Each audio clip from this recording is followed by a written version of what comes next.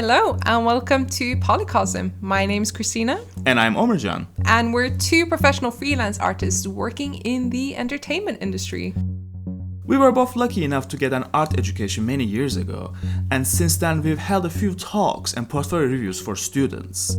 Something we've noticed in a lot of their work was a certain lack of design knowledge and an understanding of production pipeline in a real-world context.